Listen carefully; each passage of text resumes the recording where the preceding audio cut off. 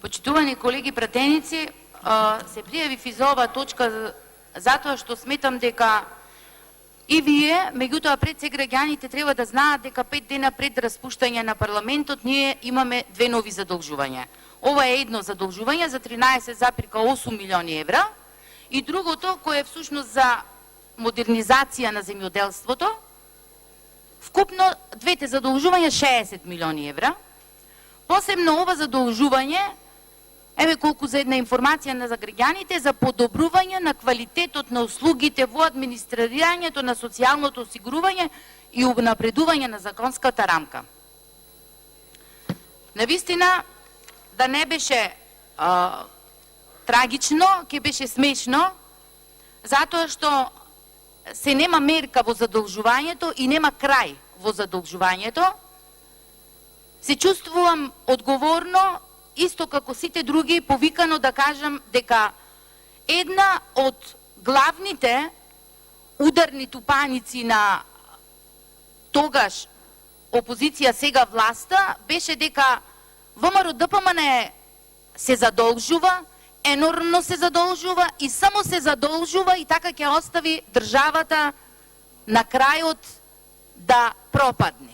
Еве, тие беа речениците нивни, да сега во ова позиција 5 дена пред распуштање земаме 13,8 милиони евра сега со овај закон, а вкупно со земјоделство 60 милиони евра, да не знаеме зошто, да немате апсолутно никакво образложение пред граѓаните и пред нас пратениците да знаеме како да гласаме, зошто е ова задолжување.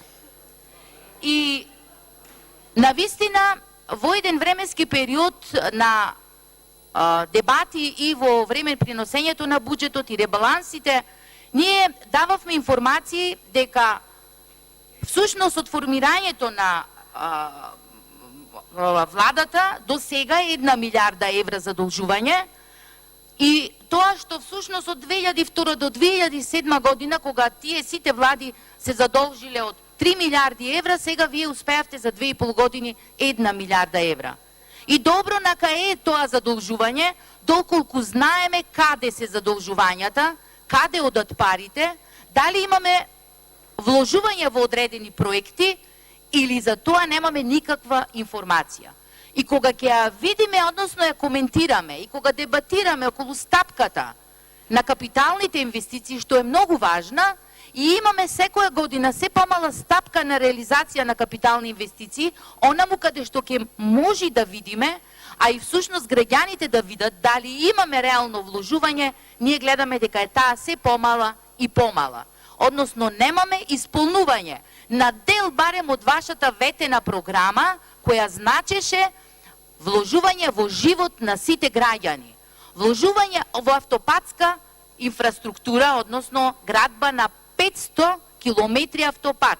Видовме смешно подпишување на некаков договор од почеток, договор за изградба на 2 километри автопат во 2,5 години. И она што значеше секоја година кратење во ребалансот од неисполнувањето на капиталните инвестиции, кои од 2 ги исполнувавте до 40%, значеше негде за 200 до 300 милиони согласно од нереализираното, а планираното во буџетот, и ние моравме тие, односно вие, да ги пренасочувате. Дали во делот Божен помош на општините, за каде што не знаевме, ни со список ни каде ќе одат тие парични средства, а со тие пари, со тие 200 до 300 милиони, всушност државата можеше да изгради автопат со 2 ленти во правец со должина од 40 километри. Можеше да се изградат 2 големи хидроцентрали, или 6 или 7 помали. Тоа беа вашите ветувања. Можеше да се изгради нов и да се опреми нов клинички центар. Ништо од тоа не направивте. Можеше да се помогне на негде околу 30.000 амбициозни млади луѓе со грантови од по 10.000 евра да започнат собствени бизниси. Меѓутоа, задолжувањата го ги правевте и ова што го правевте вие, а да немате никаква реализација, односно минимална реализација, значи погубна политика и иселување на младите. Она што би беше бројка од 600.000 селени млади луѓе. И со вашето доаѓање, сите тие ќе се вратат. Сликите да си ги извадите, кај што пред собрание ги стававте, обувките од лицата кои се иселени. Значи се она што вие го користевте, за да тука нападните, а имаше навистина многу за кои што ние кажавме. Изградени на локални патишта, изградени магистрални патишта, изградени училишни и спортски сали. Сето тоа навистина ни приближно можете да го достигнете. Сме во еден предизборен период, не сакам да ја злоупотребувам говорницата. Меѓутоа, навистина буди во мене револт. 5 дена пред распуштање ние да земаме 60 милиони евра и да ја задолжуваме државата, а да не знаеме да кажеме каде одат тие пари. За одредени подобри законски решенија, па дајте изградете нешто.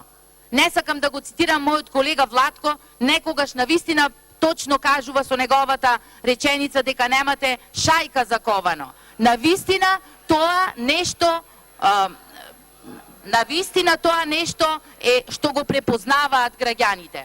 И што значи сиромаштијата, кои се тие индекси кои се мерат? До 2015 година нивото на сиромаштија во Република имаше надолен позитивен тренд и бевме негде слично како Србија, Црна Гора, Романија, Бугарија. Но што се случува всушност во 2018 година? Република Македонија е рекордер и забележува највисоко ниво на сиромаштија, споредено со земјите од окружувањето и југоисточна Европа. Тоа се факти, тоа се аргументи кои ги имате и вие, само не сакате да ги прочитате и да ги кажете на граѓаните. Погрешните економски и социјални политики на оваа влада се согледуваат и преку Джини коефициентот.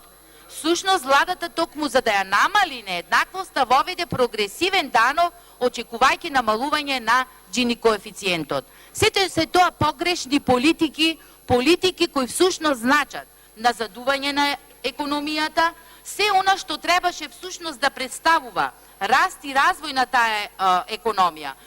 Преку модерна, одржување на безбедна инфраструктура, вложување на капитални инвестиции, ефикасно инвестирање во таа инфраструктура, бидејќи истата е предуслов за еден одржлив економски развој. Тоа во овој изминат период Социјалдемократскиот сојуз не го оствари, тоа ќе го видат кога ќе излезат на терен меѓу граѓаните и овие задолжувања навистина се еден од последните обиди што ова влада ги прави, а да нема образложение зошто тоа го прави. Завършите.